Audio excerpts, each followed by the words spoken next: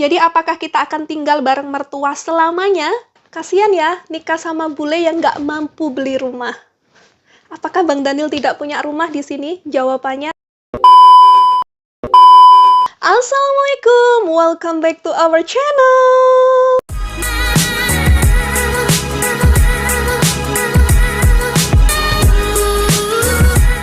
Hai semua, apa kabar keluarga onlineku? Semoga kalian sehat dimanapun kalian berada. Jadi di video kali ini adalah video yang sangat berbeda dari video-video aku biasanya, karena aku mau membahas tentang background kenapa kok kita bisa nyasar di Inggris dan nunut sama mertua. Ya, jadi ini sebenarnya banyak banget yang tanya kenapa kita masih tinggal sama mertua. Ada yang tanya juga kenapa kita nggak bisa mandiri. Bahkan yang paling parah itu sampai ada yang bilang, kasian ya nikah sama bule yang nggak mampu beli rumah. iya guys, jadi kayak bener-bener bilang kayak gitu. Kasihan ya nikah sama bule yang nggak mampu beli rumah dan tidak mandiri. Itu lumayan buat aku sakit hati dan lumayan sensitif. Jadi kalau menurut aku keterlaluan banget nggak sih? Karena menurut aku sudah lumayan kelewat batas, jadi aku putuskan untuk bikin video tentang ini. Yang mengulik tentang alasan-alasan kita sampai nyasar di Inggris dan nunut sama mertua. Oke, jadi sekarang kita mau langsung aja bahas teman-teman. Nomor 1, alasan kenapa kita masih numpang sama mertua. Oke, jadi 1 tahun yang lalu, tepatnya sebelum terjadi pandemik ini, kebetulan mertua aku, yaitu bapaknya Bang Daniel, jatuh sakit, masuk rumah sakit, dan harus operasi. Itu adalah hal yang begitu menyakitkan, terutama untuk Bang Daniel, karena waktu itu kita sedang berada di Indonesia. Kita masih tinggal di Indonesia waktu itu. Jadi kayak Bang Daniel ngerasa, aduh ini gimana, begitu khawatir. Akhirnya Bang Daniel pulang ke Inggris waktu itu. Dan alhamdulillah bapaknya Bang Daniel sehat kembali. Yang waktu itu sebenarnya dokter sudah menyatakan kemungkinan untuk sembuh total itu sangat kecil. Ya pokoknya harus berdoa, harus banyak berdoa. Tapi alhamdulillah mukjizat itu benar-benar ada. Jadi mertua aku kembali sehat. Seperti sedia kala, pokoknya nggak ada halangan apapun, semuanya lancar aja gitu. Terus setelah itu Bang Daniel pulang lagi ke Indonesia, dan aku menyatakan ke Bang Daniel bahwa aku pengen kita pindah ke Inggris secepatnya, karena aku pengen ngerawat bapak kamu. Intinya seperti itu. Karena kenapa?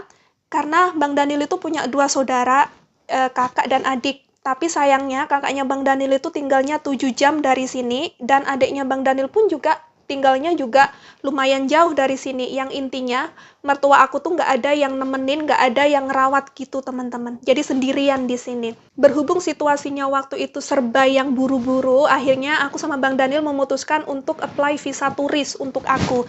Karena kalau misalkan kita apply visa yang pindah ke sini, itu butuh waktu yang lebih lama, jauh lebih lama.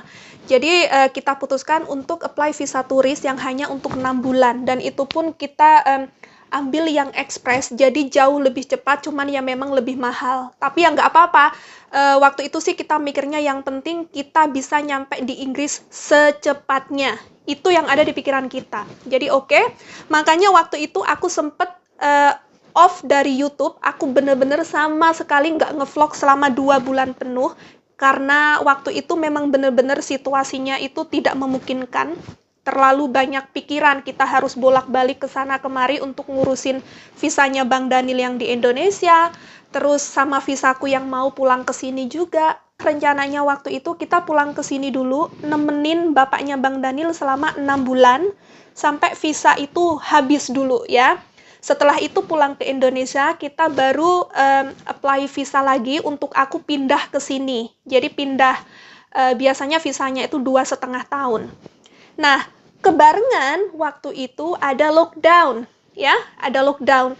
Jadi penerbangan kita yang pulang ke Indonesia yang seharusnya itu bulan Juli, akhirnya terus Juli apa Agustus ya, pokoknya sekitar bulan itu di-cancel, nggak ada penerbangan. Dan Inggris juga lockdown waktu itu, jadi tidak ada penerbangan sama sekali. Akhirnya kita stuck di sini sampai detik ini, ya. Jadi sampai detik ini.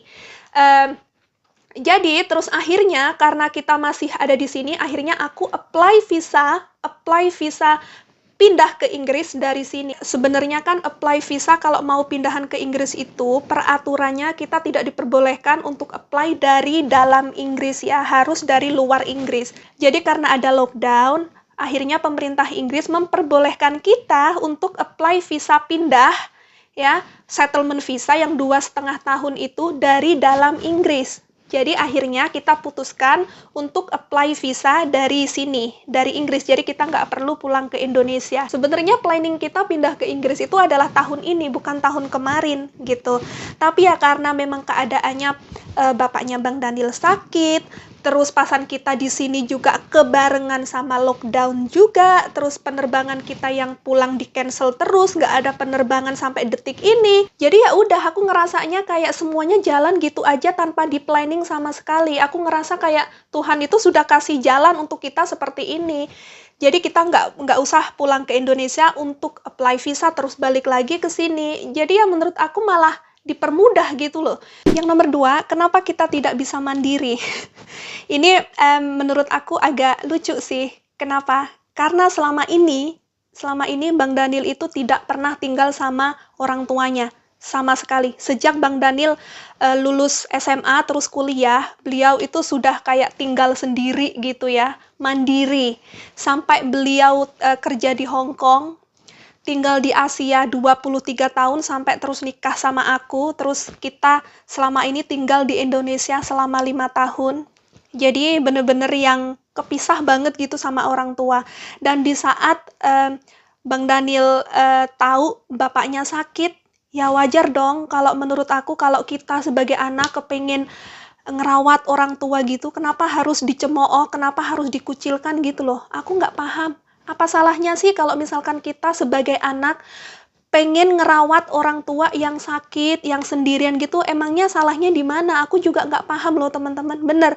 Kenapa komentarnya itu yang begitu menyakitkan gitu, kayak yang sampai bener-bener menyakitkan.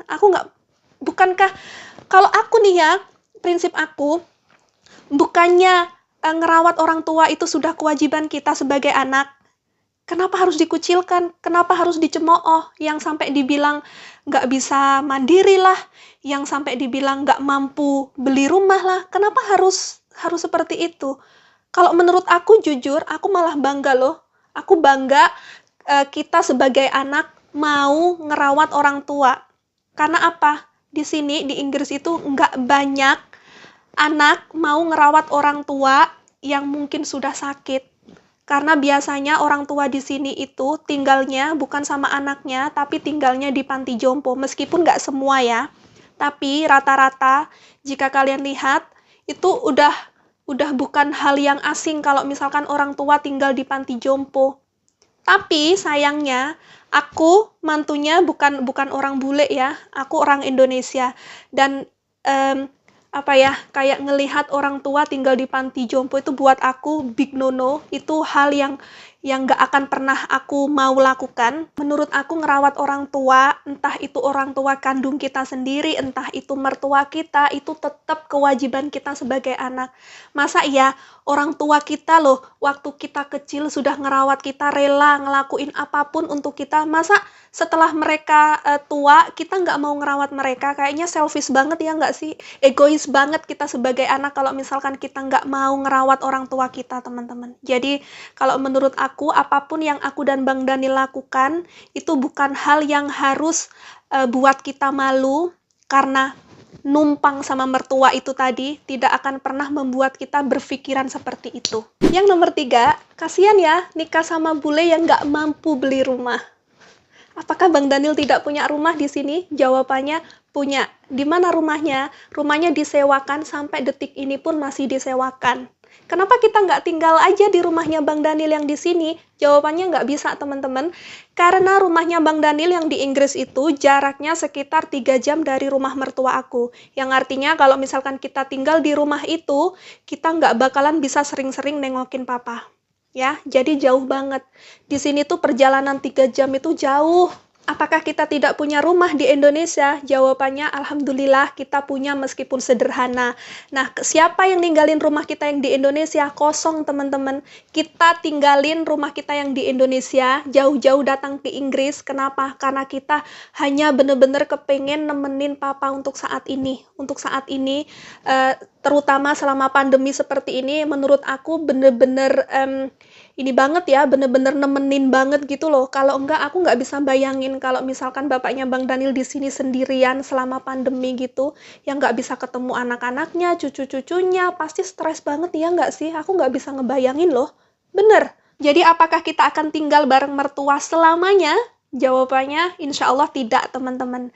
Nah, jadi berhubung anak-anaknya mertuaku tuh tinggalnya jauh-jauh, sama kakaknya Bang Daniel tinggalnya itu sekitar 7 jam dari sini. Terus adiknya Bang Daniel yang biasanya tinggalnya itu cuma 1 jam dari sini, sekarang sudah pindah yang lebih jauh lagi, yang sekitar 2 jam. Itu artinya yang biasanya datang ke sini setiap seminggu sekali udah nggak bisa lagi karena terlalu jauh ya. Nah, jadi aku sama Bang Daniel memutuskan untuk kita harus tinggal deket sama bapaknya Bang Daniel. Meskipun kita tidak tinggal satu rumah, tapi kita masih tinggal satu area gitu.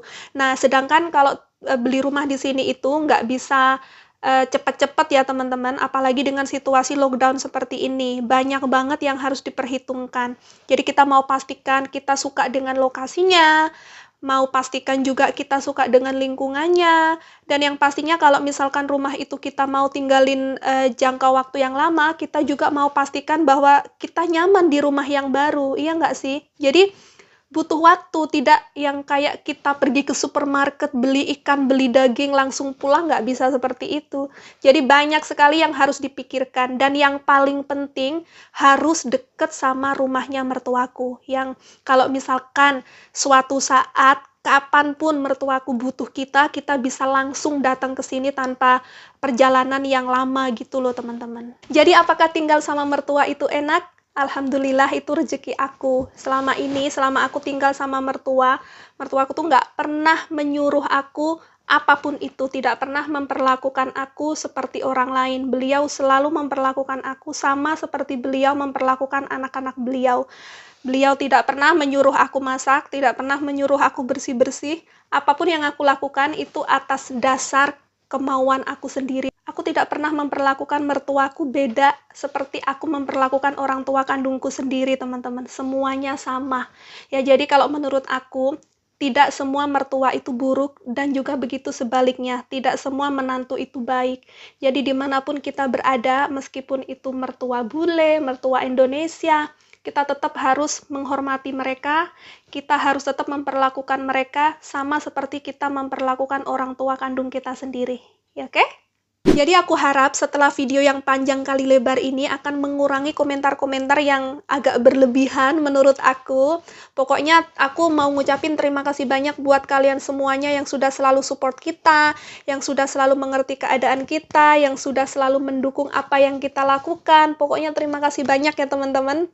Aku harap sih setelah ini sudah nggak ada yang mempertanyakan hal yang sama dan sama lagi. Oke? Nah, jadi aku sudahin dulu vlog kita kali ini. Sampai ketemu di vlog kita berikutnya. Thank you so much for watching. See you next time. Bye. Bye guys.